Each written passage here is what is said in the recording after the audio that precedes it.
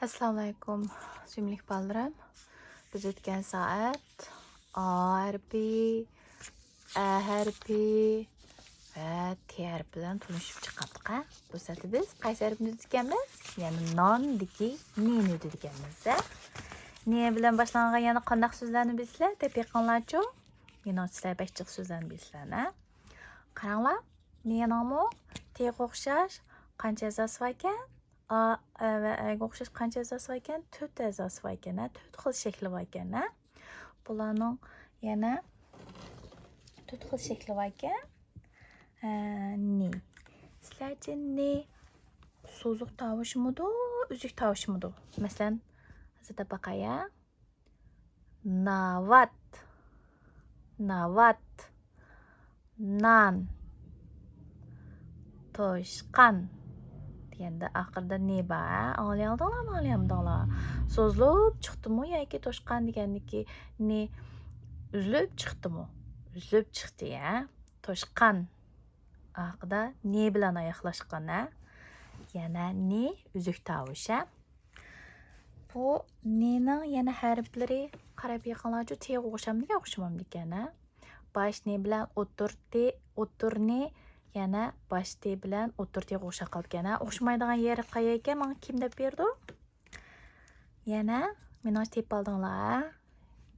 O'xshamaydigan yeri ustida bir jupchik, T'ning ustida jupchik ketyapti, nening ustida bir tog' chekitib ekan. Odatda bir tog' kelgan narsalarni biz tog' deymiz, tog' chekitib ekan.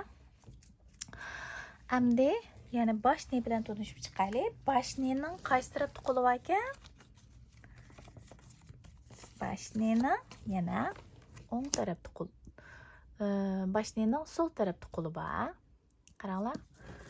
Yana buni a'zolari bilan yana bosh nening so'l tarafda qo'li bor.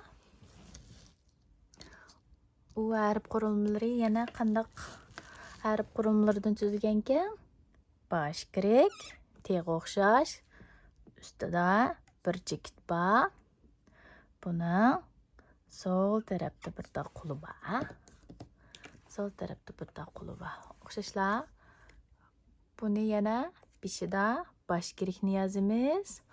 Andin ustiga bir tog' chekitni qo'yamiz. Uning so'zlariga kelishini ko'rib baqaylik. Biz ataylik noshtalarda beh yoqtirib yeydigan oyoqlarning bir yemakligi bor. Bu bo'lsa non. Qaranglar. Yana o'sha non degan xatda bosh ne bor. Ononga biz kelgan qaysi harflar bor? Oxir A bor. Bosh nening so'l tarafda qo'li bor. Yana o'ng tarafda qo'li bor. Oxir A bilan qo'l tushib non yasidi. Yana non degan xat bo'lish uchun yolg'iz ne keldi. Yana oxir A'ning so'l tarafda qo'li bormi, yo'qmi? Yo'q, shuning uchun yolg'iz ne kelib, yanada yaqin adashib bo'lib, non degan xatni yasidi. Endi nening ikkinchi a'zosi o'tirni. O'tirni yana nening baqqo qancha a'zosi, Bu odatda ikki tarafida harf adashlarning qo'lini tutib so'z yasaydi, Yana buni ikki tarafida qo'li bor. Buning harf qurilmasi yana bir kirdik. Ustida bir tog' chekit bor, ne. Ondan keyin biz o'tir nening so'z yozishini ko'rib baqamdi. O'tir nening so'z yozishdan burun masalan bir kichikkin tepishmoq deb baqay, Bir ashorat bor. Uni kichik vaqtida tukli qurut deydik. Ya'ni tukli qurut kichik vaqtida tukli qurutdi. Tukli qurut cho'ng bo'lgandan keyin nihoyat chiroyli nemaga aylanadi? Nihoyat chiroyli rangorang kepinak aylanadi, Kepinak degan xatda yana o'tir ne bor? Qaranglar. Kepinak. Kepinak. Yana o'tirni. O'tirni yana so'l tarafda qo'li bor va o'ng tarafda qo'li bor. Harf adashlarning qo'lini tutib so'z yasaydi. Bu baqqo qanchaqni, Bu chuqur harf adashlarning qo'lini tutmasa so'z yasay olmaydi ekan, Qaranglar. Yana o'tirni o'ttir i va oxir a'ning qo'lisini tutib so'z yasabdi, ha?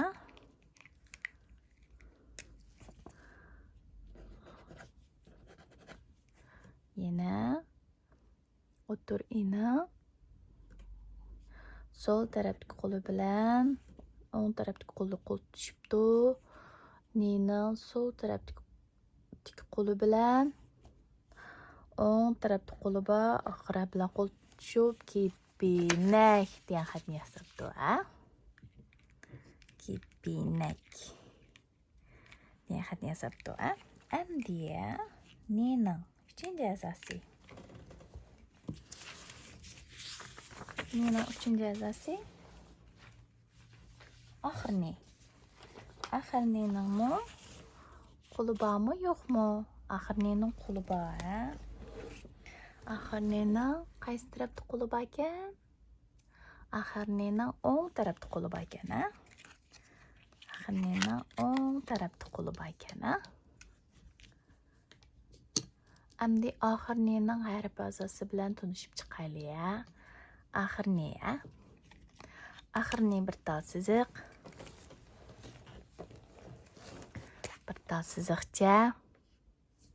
Ondan keyin taqa. Taq shekli. Bu taqa degani nima? Ya'ni otning taqsi, ha? Otning puti, ya'ni otning putiga taqaydigan. Nasni taqa deymiz, ha? Bir siziqcha, taqa va ustida bir chekit bor. Yani axirning so'zlashishini ko'rib baqamdiq. Axirni, ya'ni tiyin. Tiyin degan xatda axirni bor. Axirning o'ng tarafda qo'li bor edi. U sol tarafda qo'li bor. O'tiriga bilan qo'l tutishib, tiyin degan xatni yasadi, ya. Qaranglar, tiyin. Mashqisi qo'l tutishdi, ya. Ondan keyin axirni bo'lsa bir tal siziqcha va taqa shekil va undan keyin bir tal chekitdan tuzilgan, ha? Ondan keyin eng oxirgi asosiy yolg'izning, ha? Yolg'izning ayirib qurilmasini menga kim deb berdi? Menimcha bilib oldinglar, ha? Apay dedimmi, dedim. Dedim, ha? Yolg'izning. Yana yolg'izning, ha? Biz Uyg'urcha harf bilan qana degandim, o'ng tarafdan yozamiz degandim, ha? Qaranglar. Yolg'izni bir tal taq shekil, ondan keyin ustida bir chekit bor, ha? Yolg'izni bir tal taq shekil, ustida bir chekit bor. Endi yolg'izning so'zlashini ko'rib baqamdiq. Bir hayvon bor. Sabzi yeyishni bek yaxshi ko'rdi. U qaysi hayvon? U odatda sakrab taxlab mongdi, ha? Qaysi hayvonti? Toshqanchaq, ya'ni toshqan. Toshqan degan xatda yolg'izning bor. Yana bu toshqan degan xatda biz o'rgangan qaysi harflar bor? Boshdan o'rgandik. Undan keyin oxir a bor. Hozir o'rgangan yolg'izning bor, ha? Toshqan. Yana bu odatda qaranglar.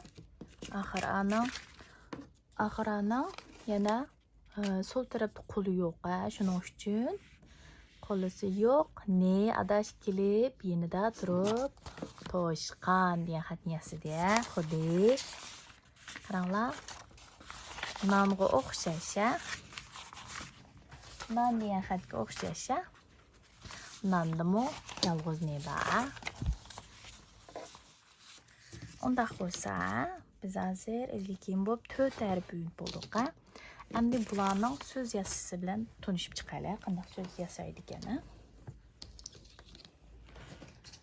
Biz oldingi soatda yana a'ning 4 xil shakli. Bosh a, yolg'iz a, oxir a, hamzalik oxirlar a'lar bilan tanishdik. Endi ondan keyin bosh a, yolg'iz a, ahir a ve hemizlik ahir a'lar bilan tanıştık. Anandaki tela ailesi baş T, o'ttir T, ahir T ve yalğız T'lar bilan tanışıp çıktık. Endi bu saatda biz endi boshni, o'ttirni, ahirni va yolg'izni bilan tanishib chiqdik. Qaranglar, bosh T bilan boshni o'xshamdi ekan, o'xshaydi ekan. Bosh kirikdan tuzilgan shakllisi, lekin neni ustida bir ta chekit, teni ustida ikki ta chekit bor. O'ttir T va o'ttirnilarmi o'xshash. Faqat chekitlarni o'xshamaydi ustiga. Shunga bu chekitlarni qalamqan qo'ymanglar. Qalamqan shu chekitlarni qalamqan qilib qo'ysanglar, harf adashlarning ismi o'zgarib ketadi. Yozmoqchi bo'lgan xatinglar to'g'ri yoza olmaysizlar. Endi biz o'tgan soatda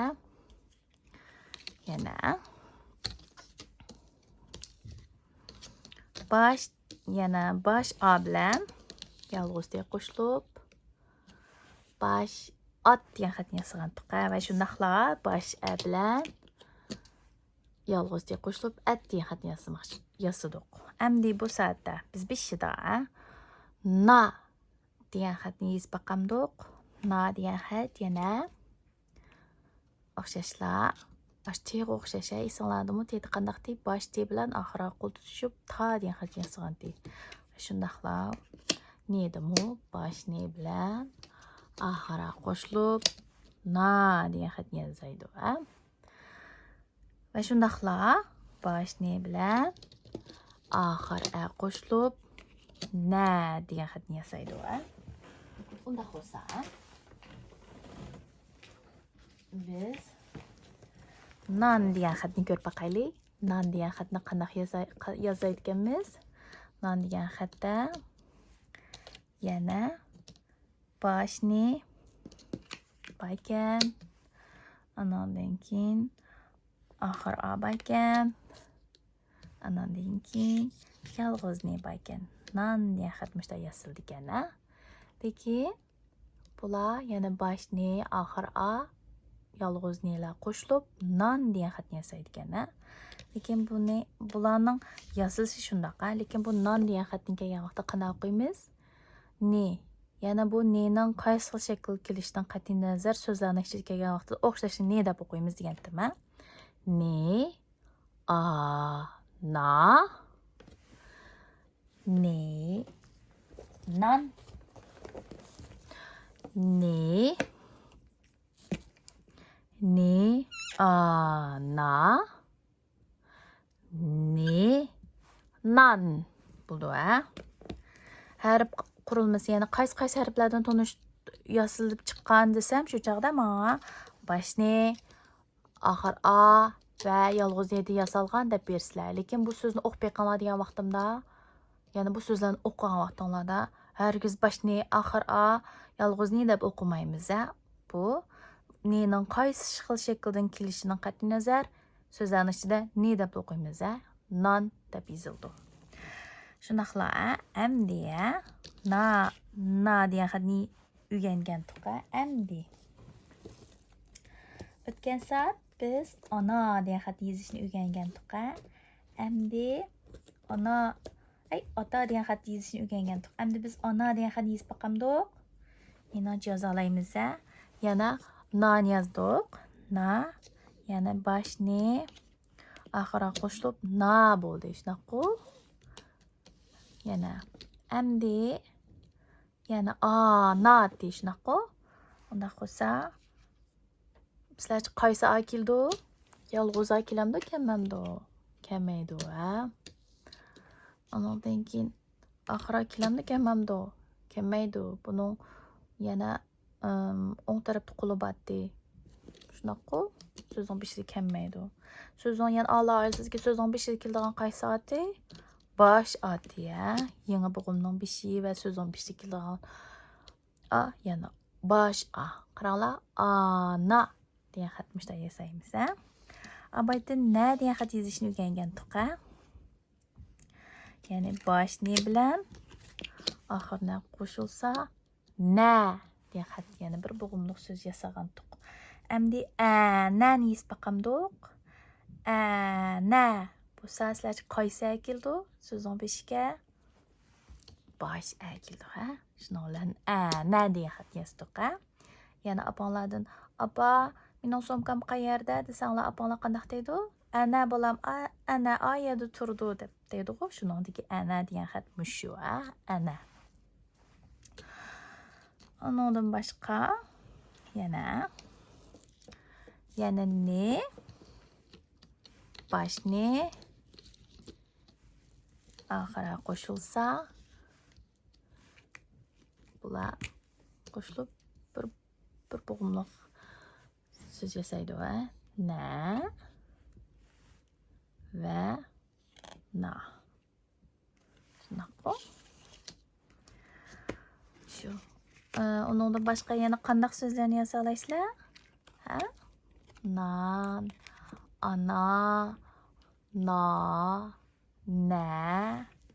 Yana o'zinglar qo'l tutishib qanday so'zlarni yozdinglar? Menga avatishni unutmanglar. Bunda bo'lsa bo'ldi, xo'sh. Bugungi darsning harbimizning o'rganishimiz mushayichi bo'lsin. O'rganishinglarga utuq tilayman. Xo'sh, Allohga omonat.